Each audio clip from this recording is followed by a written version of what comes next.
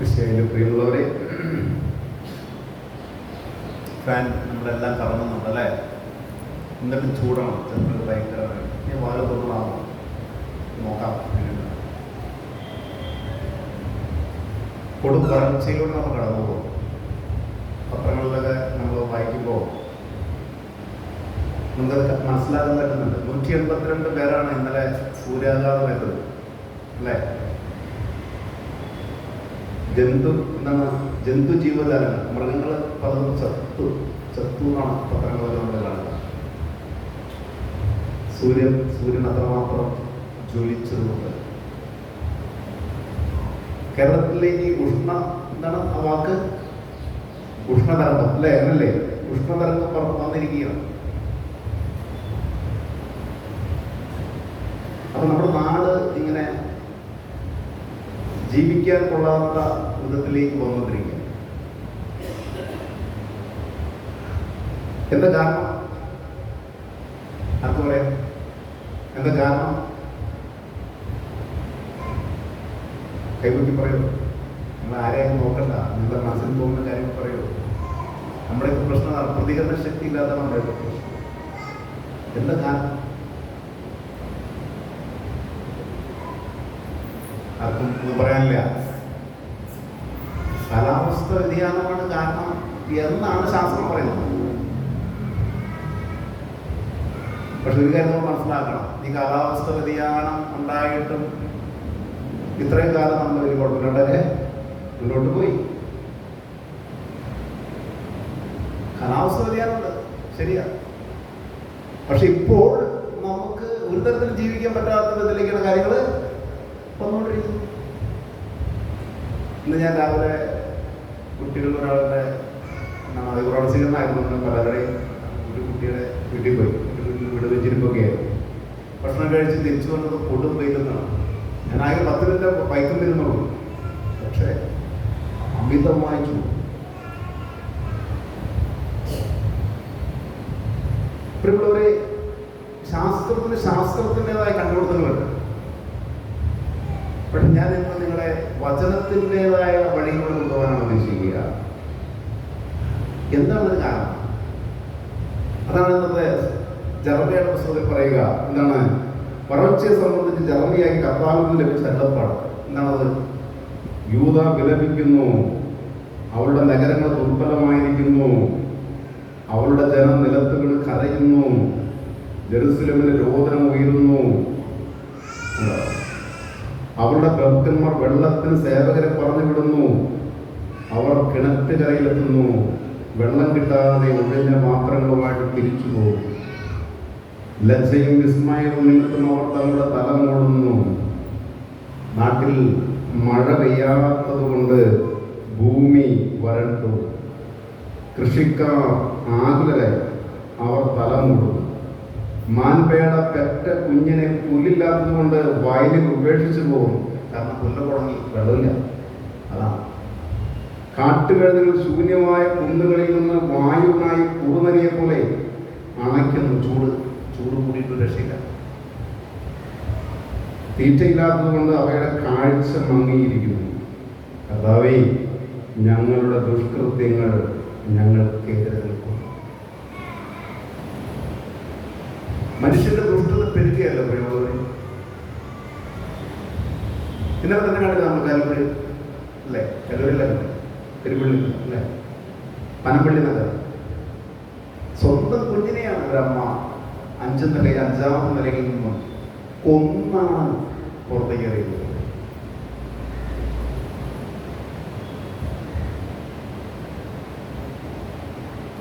പെറ്റമ്മ കാഴ്ചപ്പാടാൻ നോക്കി. ഇത് ഒരു മനോഹരമായ കാഴ്ചപ്പാടാണ്. അതൊക്കെ ഇങ്ങനെ നിഷ്കരണം പിച്ച് ചിന്തപ്പെടുന്നതാണ് നമ്മൾ കാണുന്നത്. പാപം പെരുകയല്ലേ?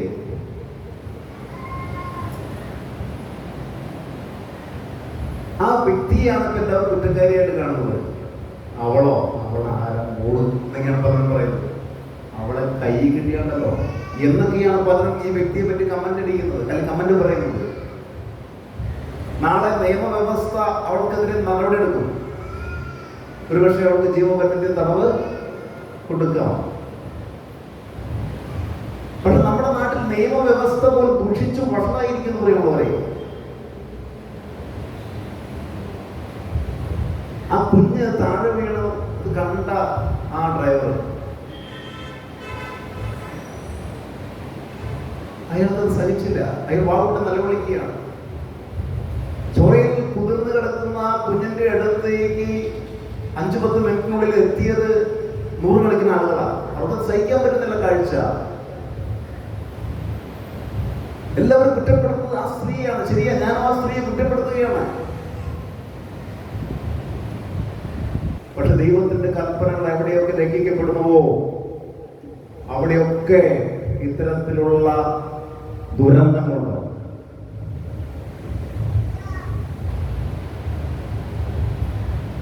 ദൈവം പറയുന്നു, വ്യഭിചാരം ചെയ്യരുത്. ഇത്തരത്തിലുള്ള ദുരന്തങ്ങൾ ഒഴിവാക്കാനാണ് സ്നേഹധനനായ നമ്മുടെ പിതാവ് പറയുന്നത്, വ്യഭിചാരം ചെയ്യരുത്.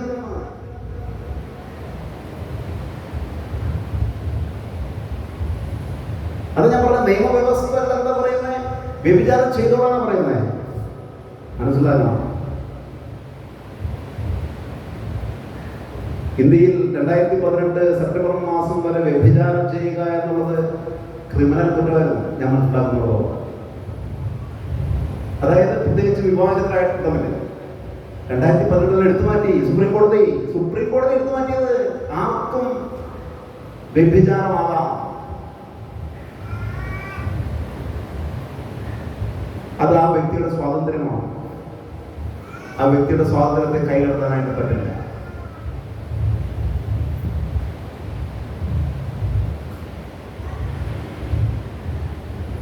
ആ കുഞ്ഞ് അവിടെ രക്തത്തിൽ കുടിച്ചു കിടക്കുന്നത് അസഹനീയമായ കാഴ്ചയാണ് നമുക്ക്. എന്നാൽ ഒരു കാര്യം മനസ്സിലാക്കണം, ഇന്ത്യയിൽ ഓരോ ദിവസവും ലക്ഷക്കണക്കിന് കുഞ്ഞുങ്ങളാണ് ഗർഭപാത്രത്തിൽ വെച്ച് കുരുതി കഴിക്കപ്പെടുന്നത്. കഷ്ണമായിട്ട് മുറിച്ചെടുത്ത് പുറത്തേക്ക് വലിച്ചെറിയപ്പെടുന്നത്. നമ്മളിതൊന്നും അറിയുന്നുണ്ടോ? നമ്മൾ അറിയുന്നില്ല. നമ്മളെ സംബന്ധിച്ചിടത്തോളം നമ്മളത് കണ്ടാൽ നമുക്ക് വല്ലാത്ത വിഷമാണ്. പക്ഷെ നമ്മൾ കാണുന്നില്ലല്ലോ. നമ്മളിങ്ങനെ മുന്നോട്ട് പോവുകയാണ്. പക്ഷെ ഇതാണ് സംഭവിക്കുന്നത്. നമുക്ക് ഒരു ഒറ്റ കുഞ്ഞിന്റെ കാഴ്ച കണ്ടതോടുകൂടി നമ്മൾ പറയുന്നു, ഇത് എന്തൊരു ലോകം, എന്താണ് ആ വ്യക്തി അങ്ങനെ ചെയ്യുന്നത്? ആ വ്യക്തിയെ നമുക്ക് അങ്ങനെ ഉൾക്കൊള്ളാൻ പറ്റുന്നില്ല.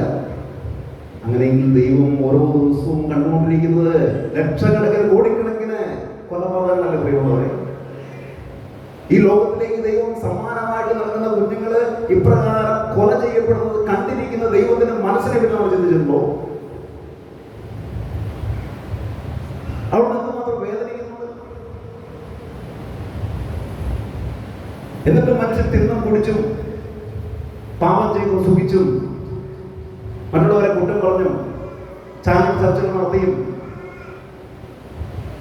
സുഖിച്ചങ്ങ് ജീവിക്കുകയാണ്. അപ്പൊ ഇപ്പൊ ആർക്കും പ്രശ്നമുണ്ടല്ലോ, ചൂട് കൂടുതലാണ്. അപ്പൊ AC യിലൊക്കെ അവിടെ ഇരുന്നിട്ടാണ് ശരിയാവുന്നത്. മനസ്സിലായോ?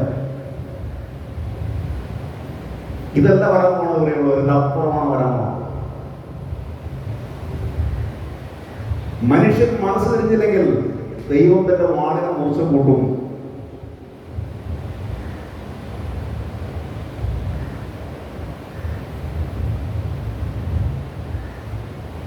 മനുഷ്യൻ ഹൃദയത്തിൽ തിന്മ വിചാരിക്കുകയാണ്. തിന്മയിൽ സന്തോഷിക്കുന്ന ഒരു ജനമാണെന്ന് എല്ലാവരെയും പറ്റി അല്ലാണ്ട് പറയുള്ളൂ ഞാൻ പറയാം. പക്ഷെ ഇത്തരത്തിലുള്ള മനുഷ്യൻ പെരുകുന്നത് കൊണ്ട് ഉണ്ടാകുന്ന കഷ്ടനഷ്ടങ്ങൾക്ക് അത്തരത്തിൽ ജീവിക്കാത്ത മനുഷ്യൻ പോലെ ഇരയാകുന്നു എന്നുള്ള സങ്കടകരമായ കാഴ്ചയാണ്. നമുക്ക് വിഷമുണ്ടാകുന്ന ഒരു കാര്യമാണ്. അതാണ് ഇന്നത്തെ വചനം പറയുക. ജെറമ്യാ കൊടുംവരൾച്ചയുണ്ടായി, അതിന്റെ കാരണം പാപമാണ്. പക്ഷെ എല്ലാ മനുഷ്യരും പാപികളല്ല. പക്ഷെ ആ പാപത്തിന്റെ ഫലം എല്ലാ മനുഷ്യർക്ക് അനുഭവിക്കേണ്ടി വരികയാണ്. കേട്ടോ, അതാണ് ഇന്നും സംഭവിച്ചുകൊണ്ടിരിക്കുന്നത്.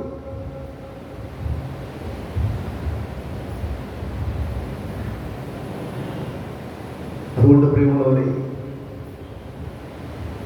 അബ്രഹാത്തെ പറ്റി പറയുന്ന പ്രകാരമാണ് അവൻ നീതിമാനായ മനുഷ്യനായിരുന്നു.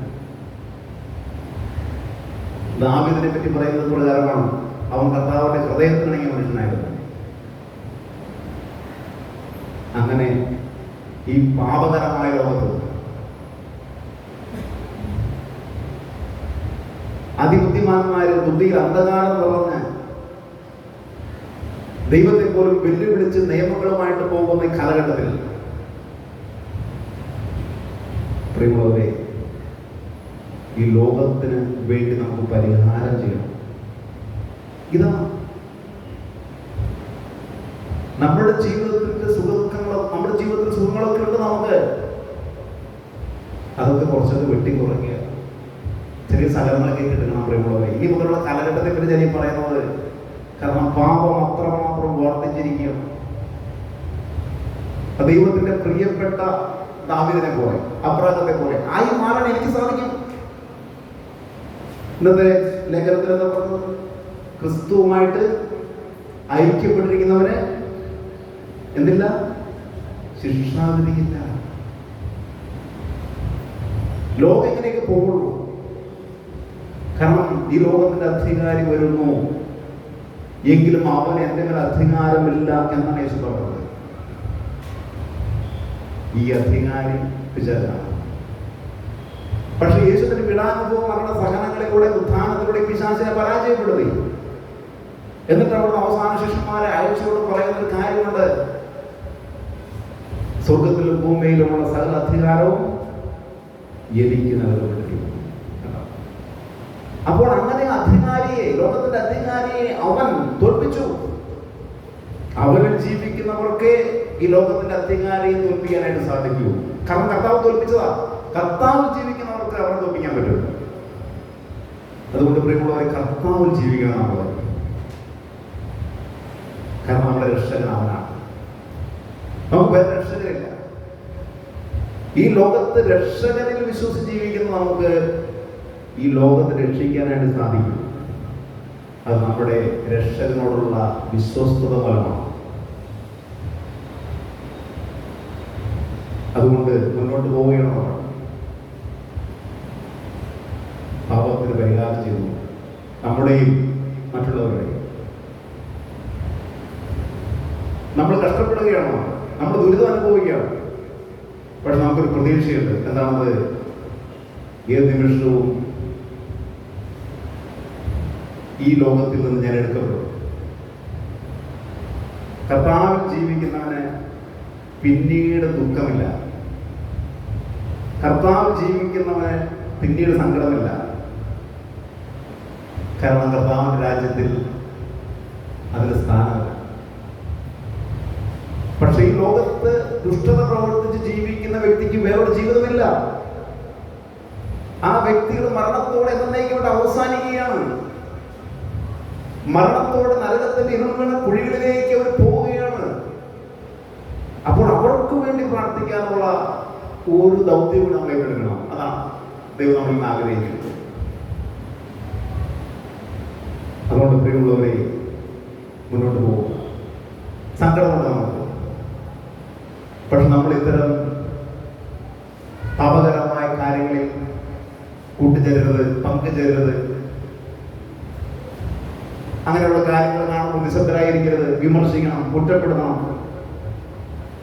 അങ്ങനെ നമ്മൾ ക്രിസ്തുവിന്റെ ദാസരാണ് എന്ന് ലോകം അറിയട്ടെ. അത്തരത്തിലുള്ള പ്രവൃത്തികളെ നിശ്ചിതമായി വിമർശിച്ചുകൊണ്ട് അത്തരത്തിലുള്ള പ്രവൃത്തികളിൽ ഒട്ടും പങ്കുചേരാതെ ജീവിക്കാൻ നമുക്ക് സാധിക്കണം. ഏത് ഭരണഘടനയായാലും യേശുവിന്റെ ദർശനങ്ങൾക്ക് വിരുദ്ധമായി വന്നാൽ ആർഹിക്കുന്ന അവജ്ഞയോടുകൂടെ അതിനെ പൂജിച്ചുകൊണ്ട് മുന്നോട്ട് പോകാനുള്ള ആത്മധൈര്യം നമുക്ക് വേണം. അതാണ് ഈ ലോകത്തിൽ നമ്മൾ കാണിക്കേണ്ട, കർത്താവോട് കാണിക്കേണ്ട വിശ്വസ്തത എന്ന് പറയുന്നത്. ഏത് ഭരണഘടന വന്നോട്ടെ, പക്ഷെ എന്റെ യേശുവിന്റെ ദർശനങ്ങൾക്ക് വിരുദ്ധമായിട്ട് വന്നാൽ, എന്റെ ജീവിത പ്രമാണങ്ങൾക്ക് വിരുദ്ധമായിട്ട് വന്നാൽ അവയെ ഞാൻ അവഗണിക്കുക തന്നെ ചെയ്യും. കാരണം എനിക്ക് പ്രധാനപ്പെട്ടത് ദൈവിക പ്രമാണങ്ങളാണ്. ആ പ്രമാണങ്ങൾ അനുസരിച്ച് മനസ്സാക്ഷിയിൽ ഞാൻ ജീവിക്കും. മനസ്സാക്ഷിയോട് വിശ്വസ്ത പുലർത്തി ഞാൻ ജീവിക്കും. അതിനെതിരെ വരുന്ന ഏത് നിയമങ്ങളും ഞാൻ ലംഘിക്കും. ഇങ്ങനെ പൊതിഞ്ഞെടുക്കാനായിട്ട് മുന്നോട്ട് പോകാനായിട്ട് നമുക്ക് സാധിച്ചാൽ പ്രിയമുള്ളവരെ, ജീവിതത്തിൽ വില കൊടുക്കേണ്ടതായി വരും. ഈശോനെ പറ്റി പറയുന്നുണ്ട്, മനുഷ്യരുടെ മുമ്പിൽ എന്നെ ഏറ്റുപറയുന്ന സ്വർഗസ്നായ പിതാവിനെ ഞാൻ അവനെയും ഏറ്റുപറയും. എന്നാൽ മനുഷ്യരുടെ മുമ്പിൽ എന്നെ തള്ളിപ്പറയുന്ന അവർ സ്വർഗസ്നായ പിതാവിന്റെ മുമ്പിൽ ഞാൻ അവനെ തള്ളിപ്പറയും. അതുകൊണ്ട് ഈ കാലഘട്ടത്തിന്റെ ഈ കാര്യങ്ങൾ കണ്ട് നാം നിരാശപ്പെടണ്ട. നമുക്ക് ദൈവം വാഗ്ദാനം നൽകിയിരിക്കുന്ന ഒരു ഭൂമിയുണ്ട്, ഒരു രാജ്യമുണ്ട്. അത് വിശ്വസിച്ചുകൊണ്ട്, അതിൽ പ്രത്യാശ അർപ്പിച്ചുകൊണ്ട് നമുക്ക് ജീവിക്കാം. മരിക്കുന്ന ആളുകളെ പറ്റി 7 ദിവസം അവരുടെ ഫോട്ടോയിൽ നമ്മൾ എഴുതി വയ്ക്കാറുണ്ട് അല്ലേ? അല്ലെങ്കിൽ മരിച്ച ദിവസമൊക്കെ നമ്മൾ എഴുതി വയ്ക്കാറുണ്ട്, കർത്താവിന്റെ കൃപ പ്രാപിച്ചു എന്നാണ് പറയുന്നത്. കർത്താവിന്റെ കൃപ പ്രാപിച്ചു. അത് ചില ആളുകളെ സംബന്ധിച്ചിടത്തോളം അത് ഭംഗിവാക്കാണ്. പക്ഷെ ഇന്ന് നമ്മൾ പബ്ബിനോടുകൂടെ എഴുതി വയ്ക്കുക. എന്താണ് എഴുതി വയ്ക്കുന്നത്? കർത്താവിന്റെ കൃപ പ്രാപിച്ചു. അതെ, കർത്താവിന്റെ കൃപ പ്രാപിക്കുന്നവർക്ക് മാത്രമേ കർത്താവിന്റെ രാജ്യത്തെ പ്രവേശനമുള്ളൂ. ഇതിൽ വിശ്വസിക്കുന്നവൻ മരിച്ചാലും ജീവിക്കും. നിങ്ങൾ നിങ്ങളുടെ പാപങ്ങളിൽ മരിച്ചാൽ ഒരിക്കലും എൻ്റെ അടുത്ത് വരാനായിട്ട് സാധിക്കില്ല. അതുകൊണ്ട് പ്രിയമുള്ളവരെ, ഈ ലോകത്ത് ധീരരായിട്ട് നമുക്ക് ജീവിക്കാം. ഇത്തരം കാര്യങ്ങളൊന്നും കണ്ട് നമ്മൾ വിറകൊള്ളേണ്ട കാര്യമൊന്നുമില്ല. ഈ ലോകത്തിൽ സംഭവിക്കും. കാരണം ഈ ലോകത്ത് തിന്മയുടെ ശക്തിയെ നയിക്കപ്പെടുന്ന ആളുകളുണ്ട്, നന്മയുടെ ശക്തിയെ നയിക്കപ്പെടുന്ന ആളുകളുണ്ട്. ഈശോ പറയുന്ന എൻ്റെ ആളുകൾ എന്നെ അറിയുന്നു, ഞാൻ അവയെയും. ഈ ലോകത്തിൽ ദൈവത്തിന് സാക്ഷ്യം വഹിച്ച് ജീവിക്കേണ്ട കടമയാണ് നമുക്കുള്ളത്. ആ കടമയിൽ നമ്മൾ പരാജയപ്പെടരുത്. കാരണം ആ കടമ നമ്മൾ നിർവഹിച്ച വിശ്വസ്തരുടെ നാട്ടിലേക്ക് ദൈവം നമ്മളെ പ്രവേശിപ്പിക്കും. നീതിയുടെ നാട്ടിലേക്ക് ദൈവം നമ്മളെ പ്രവേശിപ്പിക്കും. അത് ലക്ഷ്യം വെച്ചുകൊണ്ട് ഓരോ ദിവസവും ഉത്സാഹത്തോടുകൂടി തളരാതെ മുന്നോട്ട് പോകാനായിട്ട് പ്രിയമുള്ളവരെ നമുക്ക് സാധിക്കട്ടെ. ദൈവത്തിൻ്റെ പരിശുദ്ധാത്മാവ് നമ്മളെ സഹായിക്കട്ടെ. പിതാവിൻ്റെയും പുത്രൻ്റെയും പരിശുദ്ധാത്മാവിൻ്റെ നാമത്തിൽ നമുക്കെല്ലാവർക്കും സന്തോഷത്തോടും ഉത്സാഹത്തോടും കൂടി